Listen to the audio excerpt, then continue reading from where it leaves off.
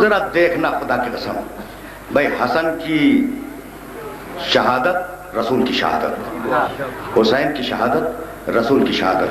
فصول المہمہ میں حضرت ابو ہریرہ رضی اللہ تعالیٰ عنہ کا قول لکھا ہوا ہے کہ نبی نے کہا کہ یہ جو دو میرے نواسے ہیں نا، یہ جو دو میرے نواسے ہیں تو کمر سے سر تک مشابہ ہے حسن، اور کمر سے تلووں تک مشابہ ہے حسین، یعنی آدھا رسول حسن، آدھا رسول حسین، اوپر کا حصہ حسن، نیچے کا حصہ حسین۔ اوپر کے حصے میں ہاتھ ہے، اگر صلح نامہ لکھے تو میں نے لکھا، نیچے کے حصے میں پاؤں ہے، اگر کربلا گیا تو میں گیا۔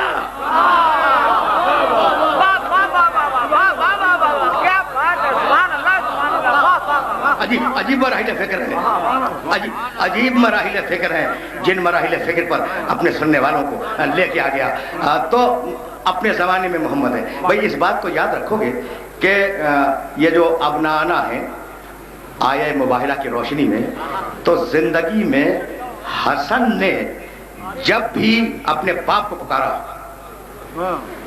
امیر المومنین کو، تو بابا کہہ کے نہیں پکارا، یا ابا الحسین، اے حسین کے ابا۔ اور جب حسین نے پکارا اپنے باپ کو، یا ابا الحسن، اے حسن کے والد۔ اور جب رسول کو پکارا، یا ابتے، اے بابا۔ تو یہ بیٹے ہیں رسول کے۔ اب جملہ سنتے جاؤ، اب ذرا علی کے بیٹے کو دیکھنا اور رسول کے بیٹے کو دیکھنا۔ جنگ جمل ہو رہی تھی، اونٹ والی جنگ، ٹھیک ہے نا، جنگ جمل ہو رہی تھی۔ محمد حنفیہ علی کے بیٹے ہیں، سب جانتے ہیں، بڑا بہادر شخص محمد حنفیہ۔ دیکھو، شیر اپنے بچے کو، شیر کا شکار جانتے ہو نا، شیر اپنے بچے کو تعلیم دے رہا ہے۔ جب محمد کو جنگ جمل میں بھیجا ہے، جاؤ نہج البلاغہ میں دیکھو، تو کہنے لگے یا محمد تقدم، محمد جاؤ میدان جنگ میں۔ محمد، اچھا حسن حسین ہیں موجود، کہا یا بنائی، میرے بیٹے محمد، میرے بیٹے محمد میدان میں جاؤ۔ تزول الجبال تزل، پہاڑ ہٹ جائیں، خبردار تیرے قدم ہٹ جائیں۔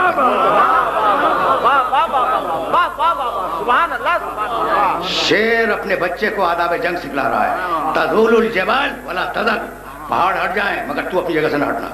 تب فی الارض قدمائے، جا میدان میں اور زمین میں اپنے دونوں قدموں کو گاڑ دے، وہ عز ناز جزائک، اور اپنے جبڑے کو، اپنے اوپر کے دانت کو نیچے کے دانت پہ دبا دے۔ وانظر بے بصرے کا الی اقصی القوم، اور تیری نگاہ پہلی صف پہ نہ رہے، آخری صف پہ رہے۔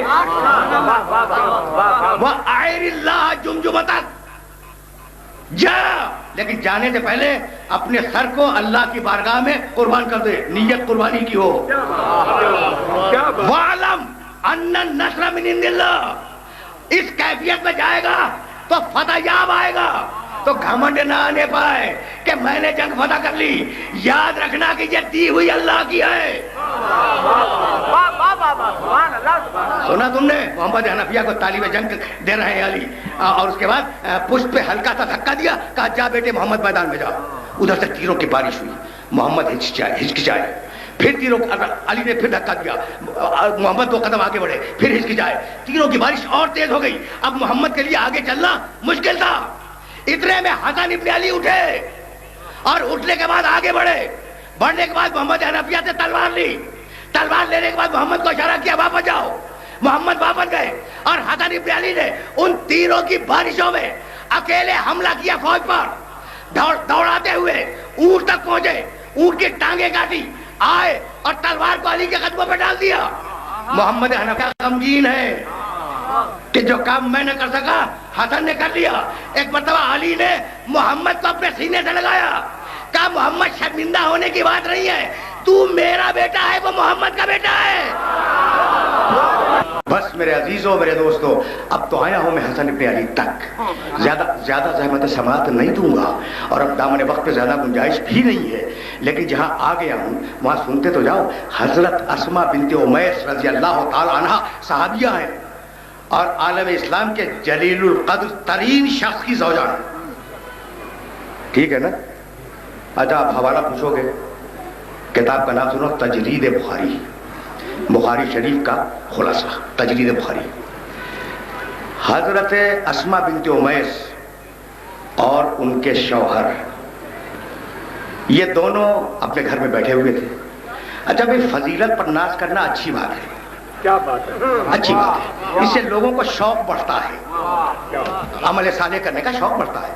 تو میاں اور بیوی میں، بیوی کو تو جان گئے، میاں کو بھی جان جاؤ گے، عالم اسلام کی بڑی شخصیت۔ گفتگو ہوئی فضیلت کی کہ کون افضل ہے، تو حضرت اسماء کہنے لگی کہ میں آپ سے افضل ہوں،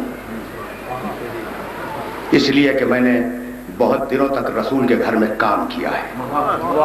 ان کا کہ نہیں، لیکن میں افضل ہوں، میں نے رسول کے ساتھ ہجرت کی ہے۔ سبحان اللہ۔ انہوں نے کہا کہ نہیں، لیکن میں افضل ہوں، میں نے سیدہ کی خدمت کی ہے۔ ان کا کہ نہیں، لیکن میں افضل ہوں کہ میں نے رسول کی خدمت کی ہے۔ اب شوہر میں اور زوجہ میں فیصلہ نہیں ہو رہا ہے کہ کون زیادہ افضل ہے۔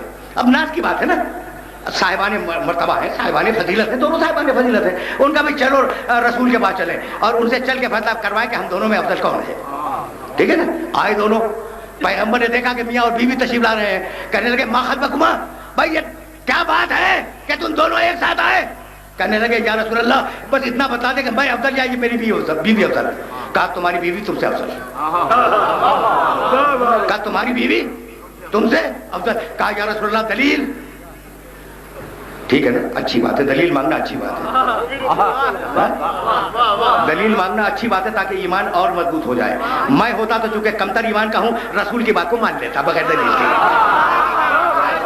میرا عقیدہ چھوٹا ہے، میری حیثیت چھوٹی ہے، تو میں تو بغیر دلیل کے رسول کی بات کو مان لیتا، ایمان بھی رسالت۔ لیکن اب چونکہ انہیں تو میسج کو آگے بڑھانا تھا، انہوں نے کہا یا رسول اللہ میری بیوی مجھ سے افضل؟ کہا کہ ہاں۔ کہا یا رسول اللہ دلیل؟ کہا میں دلیل وہ سامنے ہے، تمہاری بیوی نے جب حسن پیدا ہو رہا تھا تو دائی کا کام کیا تھا، بچہ جنوایا تھا۔ بھائی پہنچ گیا میسج؟ تجرید بخاری کا حوالہ یاد رکھو گے، تمہاری بیوی تم سے اس لیے افضل ہے کہ اس نے حسن کی پیدائش میں دائی کا کام کیا، تو جو حسن کی دائی کا مقابلہ نہ کر سکے وہ حسن کے باپ کا کیا خاک مقابلہ کرے؟ بس میرے دوستوں، میرے عزیزوں، اس سے زیادہ زحمت نہیں دینا چاہتا، لیکن میں کیا کروں کہ اس شہزادے کا تذکرہ بہت کم ہوتا ہے۔ جب صلح ہوئی ہے نا، صلح، تو امیر شام نے کہا بھائی اس جملے کی پوری قوت کو محسوس کرو جو حسن نے جواب میں کہا ہے، پوری قوت کو محسوس کرو۔ جب حسن ابن علی سمجھ میں آ جائے گا، تو جب صلح ہو گئی نا، صلح حسن، تو امیر شام حسن کو دیکھ کے کہنے لگے یا حسن انا خیر منک، میں تم سے بہتر ہوں، اے حسن میں تم سے بہتر ہوں۔ سر اٹھایا امام حسن نے اور کہنے لگے میں تو یہ بھی نہیں کہہ سکتا کہ میں تجھ سے بہتر ہوں، اس لیے کہ بہتری اور کمتری ان لوگوں میں ہوتی ہے جو ایک جنس سے ہو۔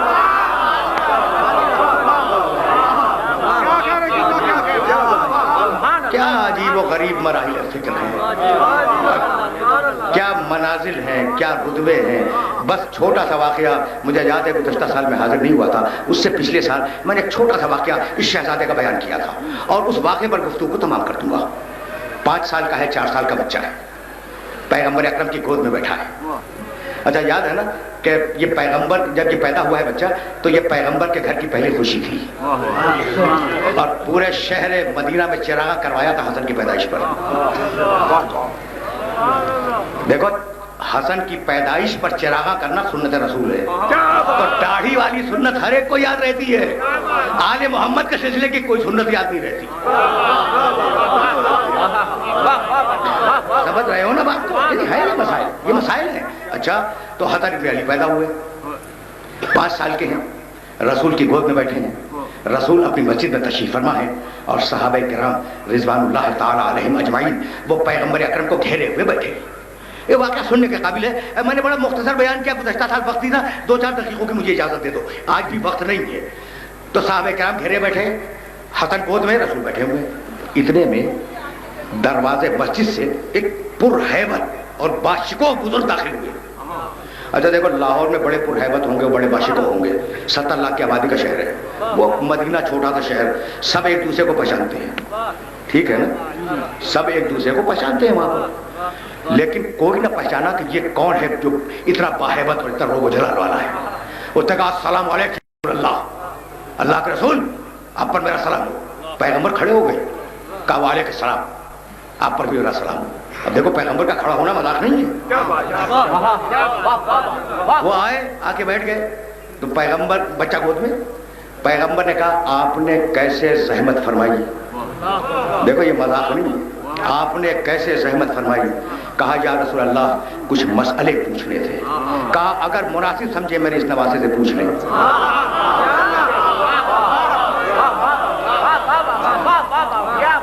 اگر مناسب سمجھیں میرے اس نواسے سے پوچھ لیں۔ کہا یا رسول اللہ جیسا آپ کہو۔ انہوں نے بچے کو گود میں اٹھایا، مسجد کے کنارے لے گئے، دیوارے مسجد کے قریب بیٹھ گئے، بڑی دیر تک بچے سے پوچھتے رہے، پوچھتے رہے، بچہ جواب دیتا رہا۔ پھر جب پوچھ چکے لائے بچے کو، رسول کے گود میں بٹھا دیا۔ رسول نے کہا کہ آپ نے سوالات پوچھ لیے؟ کہا یا رسول اللہ پوچھ لیے۔ کہا آپ مطمئن ہوئے جوابات سے؟ دیکھو یہ مذاق نہیں ہے، رسول اکرم کا پوچھا آپ مطمئن ہوئے اس بچے کے جوابات سے؟ کہا یا رسول اللہ میں مطمئن ہوا۔ کہا آپ اجازت دیجیے، رسول کھڑے ہوئے، کہا خدا حافظ۔ وہ بزرگ چلے گئے۔ جب چلے گئے تو صحابہ کرام نے پوچھا یا رسول اللہ یہ کون تھے؟ کہا بھائی یہ خضر علیہ السلام تھے، کبھی کبھی مسئلہ پوچھنے آ جاتے ہیں۔ بھائی آج سمجھ میں آیا، جو خضر کو نہ پہچانے وہ صحابی، جو خضر کو پڑھا دے وہ حسن۔